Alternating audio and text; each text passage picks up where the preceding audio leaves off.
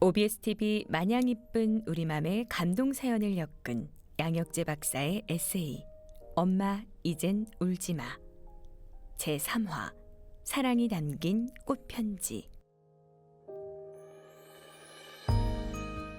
전국 방방곡곡의 오지마을을 돌면서 의료봉사를 하는 마냥 이쁜 우리 맘의 첫 번째 방송 주인공은 옥선 어머님이었습니다.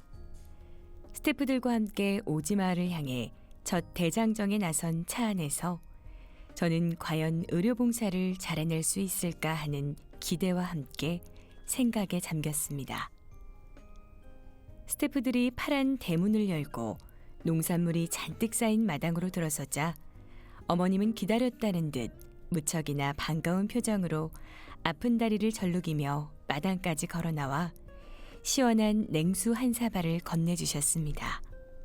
물맛이 참 꿀맛이었습니다. 먼 길 온다고 힘들었지. 어찌 이리도 잘생겼을꼬. 늦게라도 의사 아들을 얻어 참말로 기분이 좋네. 구수한 사투리를 쓰며 반겨주시는 어머님의 세월 깊은 주름진 얼굴을 바라보며 제 시선은 두 다리로 향했습니다. 어머님은 안방에서 주방으로 향하는 짧은 이동은 물론 심지어 일어서고 앉는 간단한 동작에도 무척이나 힘들어 하셨습니다. 마음이 너무나 아팠습니다. 아마 옥선 어머님은 진통 성분이 들어있는 연고를 아픈 다리에 바르면서 밤마다 밀려드는 고통을 스스로 견뎠을 겁니다. 그런데도 치료비 걱정에 병원에 갈 엄두조차 내지 못하셨죠. 초기에 치료했더라면 쉽게 고칠 수 있었을 텐데 남편의 벌이로는 한 푼이라도 더 벌어서 자식들을 건사해야 했기에 어머님은 자기 몸을 돌볼 시간이 없었습니다. 평생 산과 들로 나가 나무를 캐거나 이웃집 농사일을 돕다 보니 어머님의 무릎과 손가락은 휘어지고 굽어 있었습니다. 그 사이 무릎 관절은 날이 갈수록 더 나빠졌다고 합니다. 옥선 어머님의 사연을 듣는 내내 제 눈가엔 눈물이 흘렀습니다. 아이고 마, 울라고 내가 한 말은 아닌데. 울고 있는 저를 따뜻하게 다독여 주시던 어머님의 손길에 오히려 제가 마음의 위로를 받고 있었습니다. 우리 어머니가 저를 힘들게 키우신 것처럼 옥선 어머님도 그렇게 자식들을 위해 평생을 사셨을 겁니다. 그렇기에 휘어진 다리와 아픈 무릎은 어쩌면 훈장 같은 걸지도 모릅니다. 어느덧 점심때가 됐습니다. 어머님은 의사 아들이 온다는 소식에 며칠 전부터 소고기보다 영양가가 높다고 소문난 봄철의 싱싱한 두릅을 따기 위해 불편한 다리를 이끌고 산을 오르내리면서 밥상을 마련하셨다고 했습니다. 한 끼의 밥상에는 어머님의 정성과 사랑이 듬뿍 담겨 있었습니다. 며칠 후 저는 어머님을 정밀 검사하기 위해 병원으로 모셨습니다. 생각보다 증상은 매우 심각했습니다. 무릎 연골이 다 소실되고 뼈마저 내려앉아서 앉기도 걷기도 힘들 지경이라 인공관절 수술이 불가피했습니다. 게다가 7순이 넘은 노인이 장시간 수술을 견딜 체력이 있는지도 염려스러웠습니다. 하지만 무사히 인공관절 수술을 마쳤고 다행히 예후도 좋았습니다. 수술 이틀 만에 어머님의 휘어졌던 다리는 일자로 곧게 펴졌고 지팡이에 의존하지 않고도 온전히 걸을 수 있게 됐습니다. 오메, 이게 꿈이여 생시여. 이 고마움을 평생 어찌 갚을꼬. 세상에, 내가 다시 걸을 수 있다니. 저는 그제야 안도의 한숨을 쉬었습니다. 어머님이 태어나고 며칠 후 외래를 오셔서 제게 한 장의 편지를 내밀었습니다. 그것은 다름 아닌 아버님의 편지였습니다. 아들 양혁재 원장에게. 그동안 안녕하셨나요? 원장님의 정성 어린 치료 덕분으로 집사람이 정상인과 같은 삶을 살게 되어 무엇보다도 감사하고 고맙다는 인사를 드립니다. 원장님께 건강과 행복이 가득하기를 진심으로 기원하며 이만 펜을 놓겠습니다.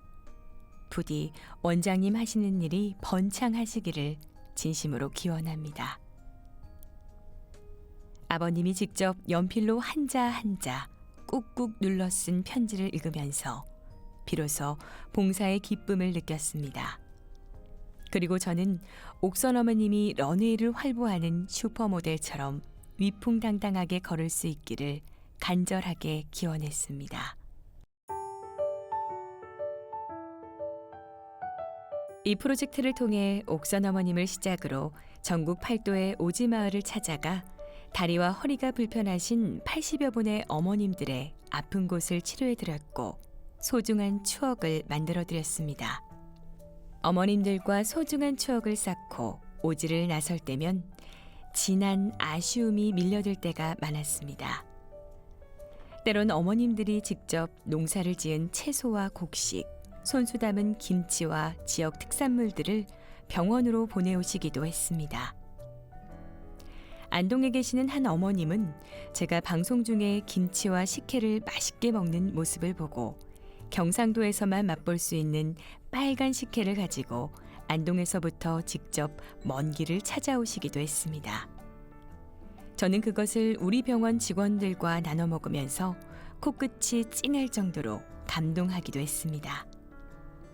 그런 어머님들의 정성을 차마 외면할 수 없었습니다. 그럴수록 저는 이 프로젝트를 멈추지 않으리라고 더욱 다짐하기도 했습니다.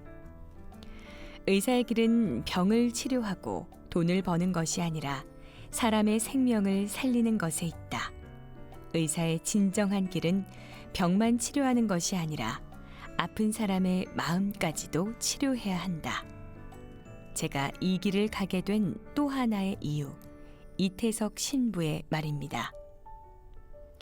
그는 가난하고 삶의 의욕조차 상실한 아프리카 톤지의 사람들에게 다시 일어설 수 있다는 희망을 불어넣어준 최초의 의사이자 성직자였습니다.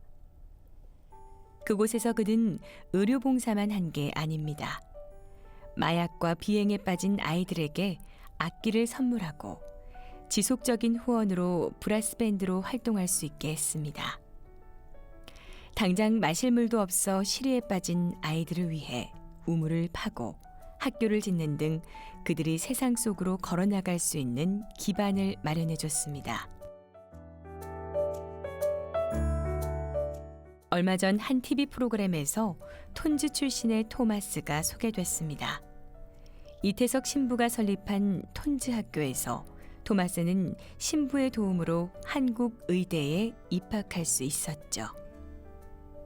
한국어를 거의 몰랐던 그는 6개월 만에 한국어를 유창하게 배웠고 의대 과정을 6년 만에 마쳐 외과 의사가 됐다는 내용이었습니다. 이는 이태석 신부가 톤지에서 의술뿐만 아니라 인간 교육에도 힘썼음을 알 수 있었습니다. 저도 이태석 신부님처럼 그렇게 의술을 펼치고 싶었습니다. 그것이 이 프로젝트에서 진정으로 제가 하고 싶은 일입니다. 오지마을에 계신 아픈 어머님들을 치료하는 것만이 아닌 그분들의 상처받은 마음, 고단했던 지난 삶 속에서 드리워진 마음의 그늘까지 모두 살펴드리고 싶은 겁니다. 그리하여 그분들이 세상 속을 향해 다시 걸어가도록 건강해진 몸으로 새로운 삶에 대한 희망과 의지를 가질 수 있도록 도와드리고 싶은 마음이 지금도 간절합니다.